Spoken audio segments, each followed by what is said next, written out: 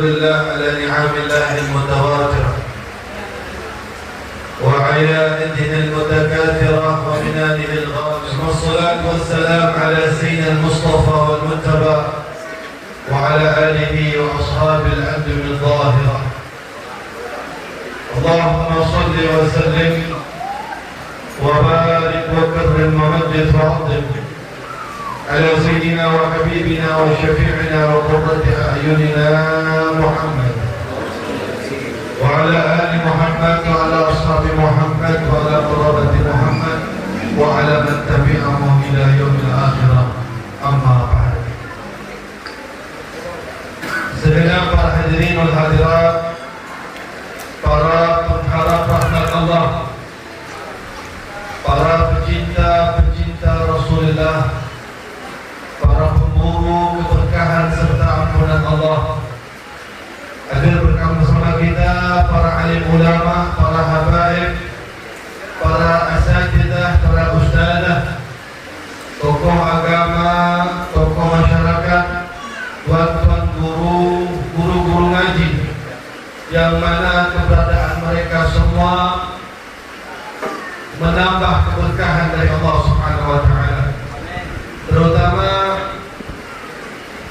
jika di situ ada keluarga Nabi, dan jika di situ ada para ulama, maka insya-Allah Allah Subhanahu wa taala akan memberikan keberkahan di kampung tersebut. Bahkan satu hadis terangkan, man safahani wa safaha man yusafihuni dakhala al-jannah. Barang siapa Rasulullah SAW yang mereka itu bersalaman dengan aku atau bersalaman dengan orang yang pernah bersalaman dengan aku, maka insyaallah kemungkinan besar dia akan mendapatkan surga Allah Subhanahu wa taala. Siapa orang yang pernah bersalaman dengan Nabi? Tentunya keluarganya. Yang kedua adalah sahabat-sahabat. Rasulullah punya anak Sayyidah Fatimah, dikawini Sayyidina Ali bin Abi Thalib. Punya anak Sayyidina Hasan dan Sayyidina Husain, Sayyidah Zainab. Terus setiap hari ditimbang, dicium, dipeluk. Sayyidina Hasan terus mencium tangannya, turun pada Imam Ali Zainal Abidin, Imam Al-Baqir. Semuanya sampailah sekarang ini surga Nabi yang ada.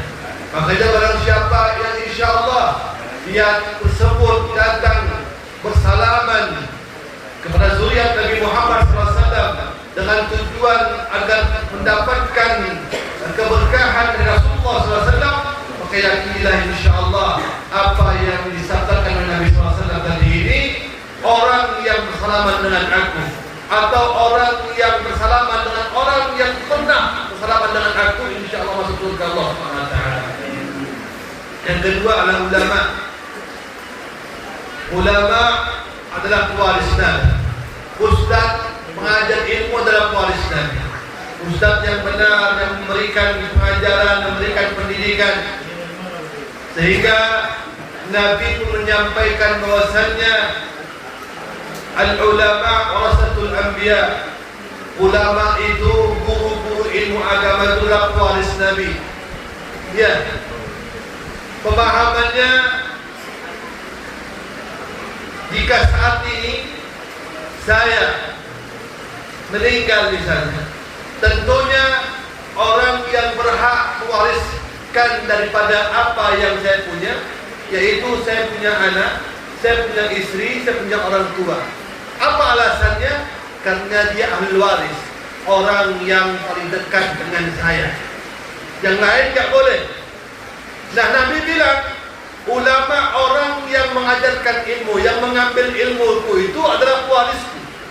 Kenapa? Karena dialah nantinya orang yang paling dekat dengan aku. Maka jangan heran nanti insyaallah semua yang mengajar, semua yang memberikan pendidikan, semua yang berkhidmah untuk ilmu Allah, kelak nanti di hari kiamat akan berdamping-dampingan dengan Nabi Muhammad SAW.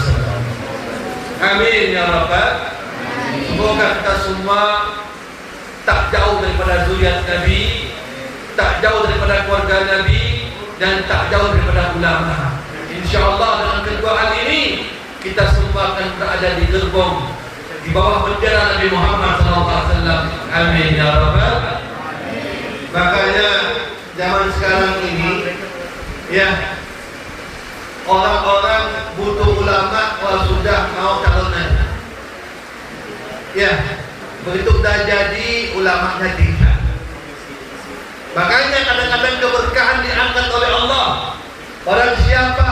Ya, Rasulullah mengatakan akan datang satu akhir zaman yang mana yafirul dal ulama wal fuqaha. Mereka lari daripada ulama dan orang-orang yang berilmu. Maka ketika mereka lari pada saat itu, maka Allah berikan dia 3 musibah. 3 musibah. Musibah yang pertama, Allah Subhanahu wa taala angkat keberkahan dalam kehidupan mereka. Sampai kalau sudah jauh daripada hamba, daripada ulama, pertama keberkahan diangkat oleh Allah. Apa itu keberkahan? Kata ulama, keberkahan itu ziyadatul khair, bertambahnya kebaikan. Sampai punya harta banyak, kebun banyak, uang di ATM banyak isinya, tapi kalau enggak berkah percuma. Percuma. Disuguhkan makan kambing enggak boleh darah tinggi.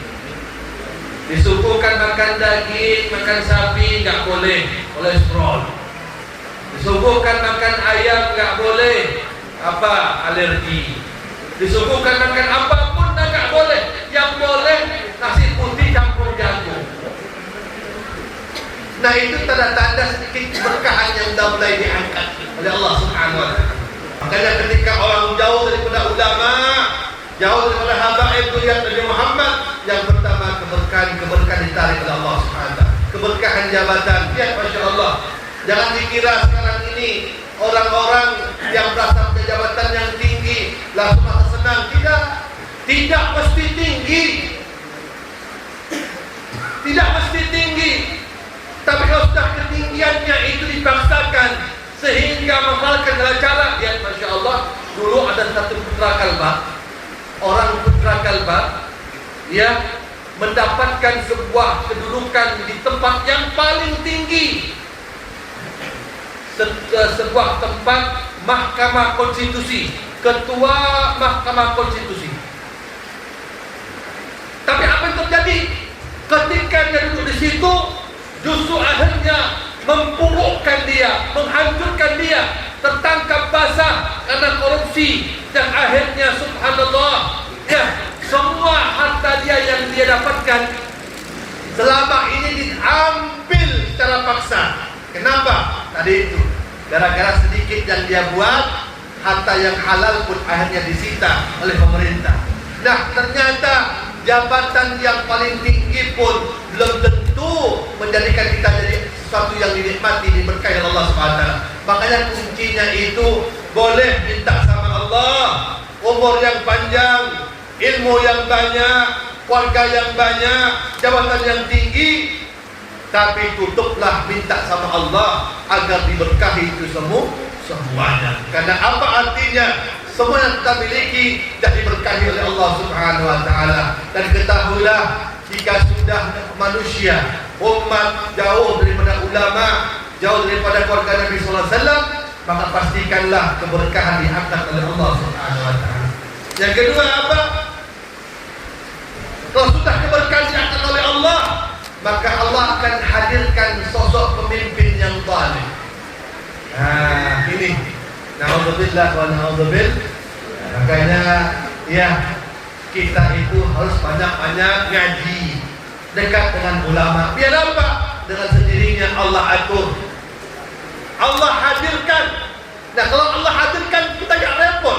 Tugas kita ini hanya dekat belajar, perjuangkan ilmu Allah, cari rezeki yang halal. Insya Allah kalau begitu, hadirkan dari Allah akan hadirkan seorang pemimpin yang insya Allah diridhai oleh Allah SWT.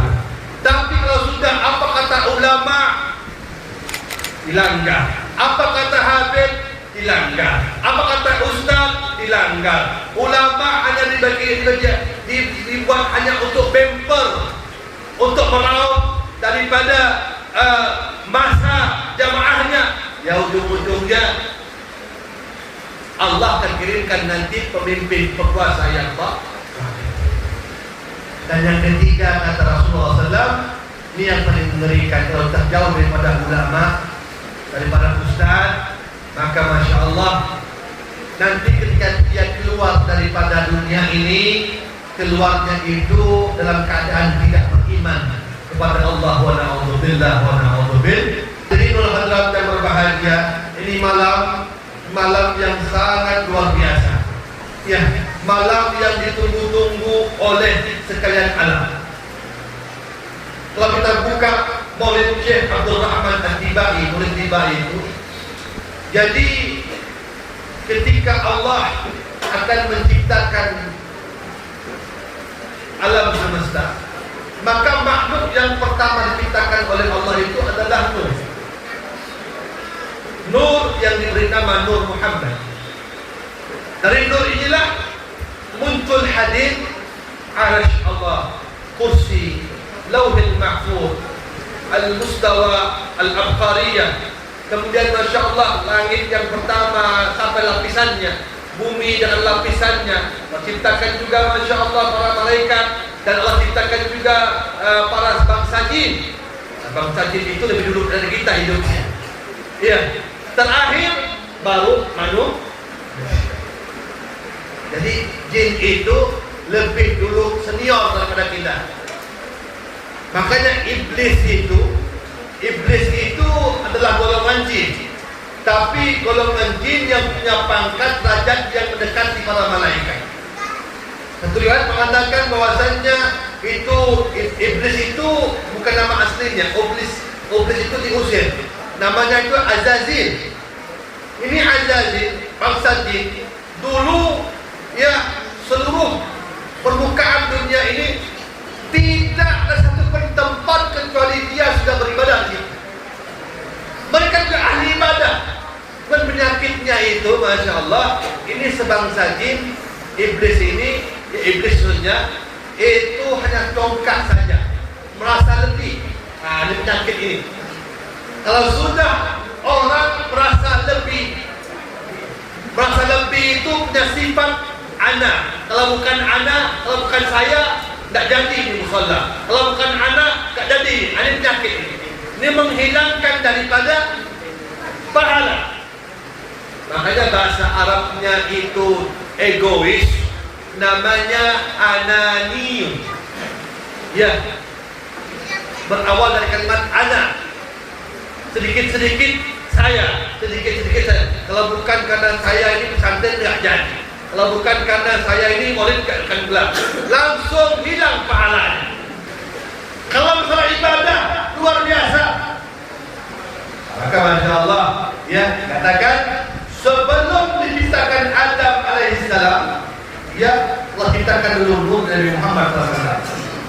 Nah, kurang lebih 2000 tahun barulah Allah ciptakan makhluk yang pertama, manusia, Adam. Makanya ini Nur Nabi Muhammad Allah semayamkan di tubuhnya Nabi Allah Adam alaihissalam. Awalnya itu letak di mata. Allah sampaikan sesungguhnya Nur kekasihku Rasulullah Muhammad itu sekarang dititipkan di sulbimu. Maka beliau mengatakan, ya Allah, bolehkah aku ingin melihat Nur tersebut? Maka itulah dari mata dipindahkan di jari beliau, Masya Allah. Dan beliau Allah takdirkan untuk bisa melihat Nur tersebut. Makanya saking penghormatan, saking mulianya itu Nur dikecup oleh Nabi Allah Adam alaihissalam dan digosokkan ke matanya. Makanya kan ada satu riwayat itu. Iya, ketika kita mendengar suara azan sampai di kalimat asyhadu anna Muhammad Rasulullah, kita ambil kitabnya jaring dari itu. Marhaban ya habibi wa qurrata ain Muhammad Rasulullah sallallahu alaihi wasallam. Diriwayatkan barang siapa yang baca tersebut, maka niscaya Allah tidak akan berikan dia sakit mata yang parah. Itu awalnya semua Nah, subhanallah, singkat cerita, dari Nabi Allah Adam inilah, ya, terus lahir anaknya. Nabi Allah Adam ketika masih di surga melahirkan Qabil wa Ikrimah. Turun di permukaan bumi melahirkan 49 pasangan.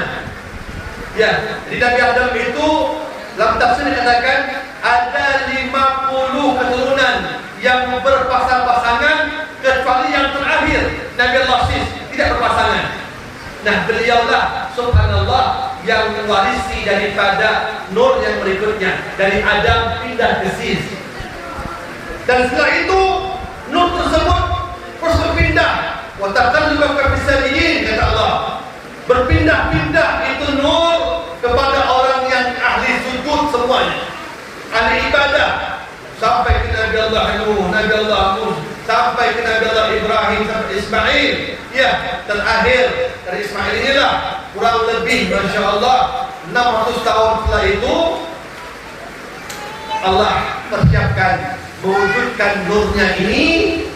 Nur ini diwujudkan dalam bentuk yang nyata, lahirnya daripada pasangan Sayyid Abdullah dan Sayyidatina Aminah melahirkan seorang anak yang diberi nama Muhammad bin Abdullah Rasulullah SAW.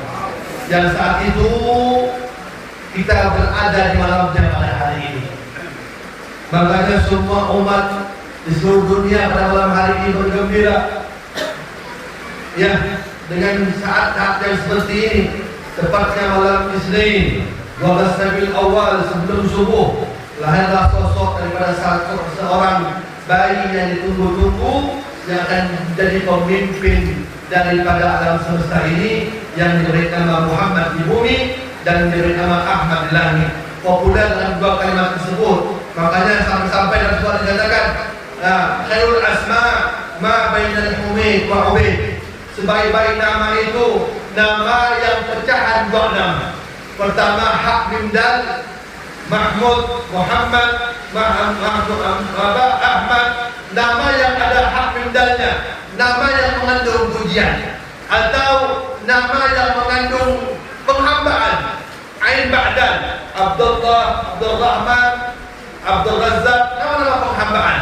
Ini adalah nama sebaik-baiknya nama. Makanya Bapak Ibu yang berbahagia, ya, kalau punya anak, niatkan laki-laki itu pertama Muhammad. Nama saya Iskandar. Saya punya guru namanya Ahmad bin Husain Asgar. Dia bilang Zid Muhammad, tambah Muhammad. Kenapa? Ada satu riwayat yang mengatakan ketika umat Nabi Muhammad SAW ini diperkenankan untuk masuk surga Allah SWT, maka niscaya orang-orang yang namanya diawali dengan Muhammad ini lebih dahulu diperkenankan untuk masuk surga Allah SWT. Kemudian, nah, lahirlah Nabi Muhammad SAW pada malam itu, ya, saat yang ditunggu-tunggu. Nah, maka pada hari ini kita disampaikan dalam beberapa hal bahwasannya kelahiran Nabi Muhammad SAW ini itu patut kita rayakan karena bentuk rasa cinta kita dengan Nabi Muhammad SAW. Al-Imam Profesor Dr. Said Muhammad Al-Malik mengatakan, "Man lam yantafi' bil munasabat fahuwa mahrum." Barang siapa yang tidak mengambil manfaat akan momentum sesuatu kejadian, maka dia itu diharamkan oleh Allah untuk kebaikan. Dah tahu bulan Rabiul Awal bulan kelahiran Nabi, tapi dia biasa-biasa saja. Salawatnya tidak nambah, kegembiraan tidak nambah, ibadahnya tidak nambah. Dah tahu bulan Ramadan bulan yang ditambah amaliyahnya, tapi tidak nambah dia punya amalnya, sedekahnya tidak nambah. Ini orang haram baginya kebaikan. Begitu juga pada hari ini, kalau sudah bulan Rabiul Awal, tetapi Masya Allah tidak senang, tidak gembira, bahkan tidak merasa sesuatu yang lebih bulan ini, maka itu orang jangan-jangan diharamkan oleh Allah dekat dengan Nabi Muhammad SAW. Nah, Nabi Muhammad SAW telah memberikan gambar sejak itu. Wah, nanti zaman kita ini makin berkembang, ya, Banyak orang yang mana mereka pintar tapi tidak bermoral. Mereka pintar tapi tidak bermoral. Nah, tujuan Rasulullah dari awal diciptakan oleh Allah, diturunkan dari Nabi, tujuannya Allah itu menghadirkan Rasulullah untuk merubah kaumnya dengan perubahan moral, akhlak. Lihat kita di negeri sekarang ini. Ya, negeri kita saat ini kita lihat sama-sama.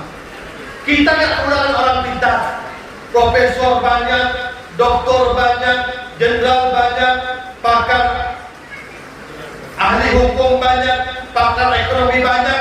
Tapi sayangnya ketika profesor banyak, doktor banyak, justru tidak menjadikan semakin makmur negeri ini. Kenapa? Tadi itu, karena apalah artinya sebuah titel, sebuah jabatan, sebuah kepintaran, tapi tak dibarengkan dengan rasa takut kepada Allah Subhanahu Wa Taala dan diselimuti dengan akhlak yang mulia. Itu ketika Rasulullah SAW yang memberikan kabar-kabar gembira, tiba-tiba ada seorang perempuan tua bilang begini, ya Rasulullah, apakah aku ini akan masuk surga nanti wahai Rasulullah? Rasulullah bilang apa? Mohon maaf ya ibu, orang seperti ibu ini tidak ada di surga.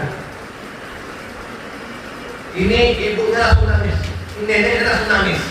Ya, ini orang perempuan nangis karena udah tua, nangis sehingga Rasulullah bilang, kenapa kau masih nangis? Ya, yang ngomong Rasulullah bilang bahwasanya aku tidak masuk surga. Ya, Rasulullah bilang apa? Aku nggak bilang ibu tidak masuk surga. Yang aku bilang itu orang seperti ibu tidak ada di surga. Kenapa? Karena nanti yang tua-tua itu langsung dibalikan muda oleh Allah Subhanahu. Umurnya sama, kurang lebih 30 lebih. Itu guruan Nabi, itu guyonan Nabi. Tidak berbohong, justru umur ya, tapi bernilai. Saya tidak ingin banyak lebar, Masya Allah. Nabi itu, ya, satu ceritanya, Nabi itu yang paling terkenal adalah jiwa pemaafnya. Ya, jiwa pemaafnya. Bayangkan dulu ada seseorang yang mana tercatat dalam sejarah namanya Tumamah bin Utsal. Ya, dia ini pemimpin Bani Hanif, premannya Bani Hanif. Sejarah mencatat bahwasanya beliau ini paling banyak bunuh sahabat dan keluarga-keluarganya. Tiba-tiba ini orang yang dicari-cari, DPO lah katakan, dicari-cari oleh sahabat, ketemu tertangkap basah. Bayangkan ada orang bunuh keluarga kita, bunuh sahabat kita, atau langsung kampung kita tertangkap. Nah, kira-kira kita apakan ya? Pasti dia arak-arak. Ya. Di Tumamah langsung didatangi oleh sahabat, dibawa di hadapan Rasulullah SAW. Dan lihat, Masya Allah, ini sahabat tidak berani mengambil tindakan sendiri. Mesti ada keputusan dan kebijakan dari Nabi Muhammad SAW.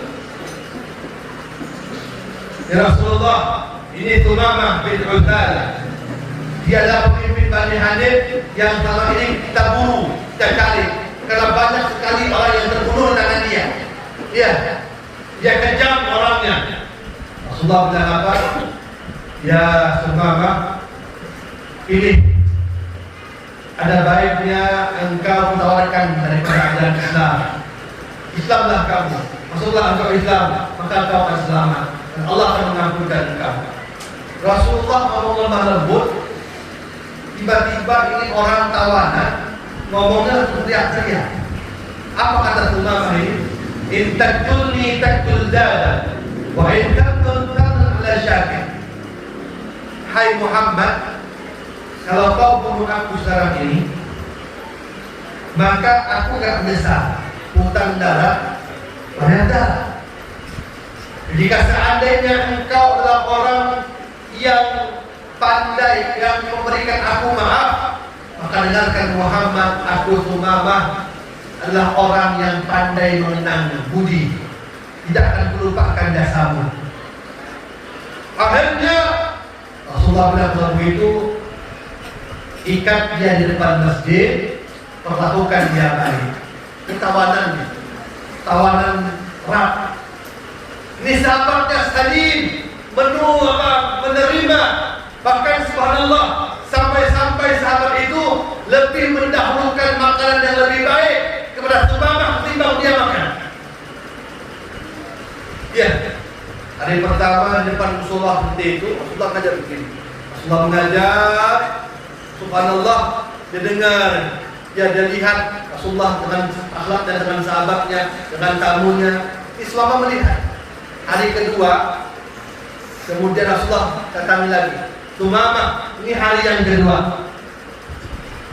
Aku kembali menawarkan engkau masuk Islam. Maka beliau pun dengan nada yang tinggi, Muhammad, aku dalam keadaan tetap dalam pendirianku. In taktunni taktul zalam, wa in taktun taktul ala syakir. Jika bunuh aku, hai Muhammad, aku gak nyesal sama sekali. Kalau engkau maafkan aku, bebaskan aku, tentunya akulah orang yang menang budi. Akhirnya diikat lagi. Nah, sampai hari ketiga, hari penentuan. Hari penentu, Rasulullah mengatakan, wahai Sumamah, ini hari yang terakhir. Pertanyaan terakhir buat engkau, wahai Sumamah, masuklah engkau Islam, karena aku tidak akan maksa engkau. Nyata Sumamah mengatakan yang sama, bahkan suaranya lebih kencang lagi. Akhirnya Rasulullah mengatakan dalam begitu, Sumamah, ya, hari ini juga aku bebaskan engkau. Bebaskan engkau, pergilah engkau dari kota Madinah ini. Jika engkau tertangkap kembali, maka aku tidak akan bertanggung jawab dengan hal ini. Aku maafkan engkau. Subhanallah, ini semua sahabat yang tadinya sudah siap-siap mendengar keputusan Nabi Muhammad SAW, akhirnya enggak jadi untuk memutuskan pedangnya, memenggal kepalanya Sumamah, tapi langsung salim, langsung menyerahkan urusannya kepada Nabi Muhammad. Ini Sumamah pun dibebaskan. Sumamah katakan, sebelum aku keluar dari Madinah, aku ingin bersih-bersih dulu, ingin mandi dulu. Tolong siapkan aku untuk pakaian mandiku. Dah Sumamah mandi bersih, setelah itu ketika dia selesai bersih dan mandi, tahu-tahu dia bilang apa? Aina Muhammad, aina Muhammad. Mana Muhammad? Mana Muhammad? Ada lagi dari sahabat. Tidak, aku mendatangi dia. Tahu-tahu subhanallah, datang Nabi Muhammad SAW dan mengatakan, ya Muhammad, ketahuilah, sebenarnya di hari pertama tersebut aku sudah jatuh hati dengan dirimu, wahai Nabi Muhammad. Ketahuilah wahai Muhammad, dengan sikapmu, dengan perangaimu, dengan dengan keluhuranmu, tutur bahasamu, aku sudah sangat terpesona, sehingga di hari kedua tersebut aku sudah ingin menyatakan Islam di hadapanmu. Cuman jika aku mengikuti perkataanmu, kata beliau, maka niscaya ya teman-temanmu, sahabat-sahabatku akan mengatakan, oh Sumamah itu adalah orang yang tak hormati, sehingga apa? Minta syafaatnya Nabi Muhammad. Akhirnya lepaskan. Aku tak mau seperti itu. Aku ingin bebas murni tanpa ada belas kasihan. Nah sekarang ini engkau bebaskan. Itulah wahai Muhammad, menyatakan bahwasannya saat ini aku akan memeluk agamamu, aku akan mengikutimu, dan aku akan mengikuti aku akan jadi umatmu. Nah subhanallah, Sumamah pun akhirnya menyatakan Islam dan dia mengucapkan syahadat. Dan setelah itu beliau berdiri minta ampun, dan Muhammad SAW mengatakan, ya Rasulullah, aku ingin menyampaikan sesuatu. Dengarkanlah wahai semua sahabat, dulu orang yang paling kubenci adalah Muhammad. Tapi dengan mengenal Nabi Muhammad saat ini, maka demi Allah, sesungguhnya aku adalah orang yang paling mencintai Nabi Muhammad. Dulu sahabat yang paling ku benci adalah sahabatnya Muhammad. Tapi sekarang ini, setelah aku mengenal siapakah Nabi Muhammad, maka sahabat yang paling ku benci, yang paling ku cintai adalah sahabatnya Nabi Muhammad. Dulu kota Madinah ini adalah kota yang paling ku benci. Kenapa? Karena situ ada Nabi Muhammad. Tapi sekarang ini ketahuilah, setelah aku mengenal Nabi Muhammad, maka orang yang paling ku cintai, kota yang paling ku cintai adalah kota Madinah, karena ada di situ keberadaan Nabi Muhammad. Nah, barulah cinta itu merubah orang menjadi sesuatu yang tidak senang menjadi senang. Nah, makanya pada hari ini ketika kita menghadapi satu keadaan yang mana kita dibenci, lihatlah contoh Nabi Muhammad SAW. Tidak pernah melakukan menjawab sebuah satu keadaan orang yang membenci beliau dibalas dengan kebencian, tidak. Tapi semua dengan kebaikan dan kebaikan, sehingga akhirnya orang itu jatuh cinta dengan beliau dan akhirnya menetapkan Islam di beliau. Mudah-mudahan saya hari ini menyampaikan hajat kepada para ustaz yang kemarin datang ke rumah ya Al-Faqir. Mohon doa mudah-mudahan saya diberikan Allah kekuatan istiqamah, diberikan Allah kesehatan, diberikan Allah kemampuan, dan juga minta doa kepada anak-anak saya, santri-santri saya, mudah-mudahan mereka menjadi orang-orang yang berguna generasi dan berikutnya semuanya. Dan saya tidak banyak kepada antum semuanya, tolong doakan mudah-mudahan kita semua menjadi hamba-hamba yang diridhai Allah Subhanahu wa taala. Amin ya rabbal alamin. Berikutnya saya mohon maaf. Billahi taufiq wal hidayah wa ridha wal hidayah. Wassalamualaikum warahmatullahi wabarakatuh. Ya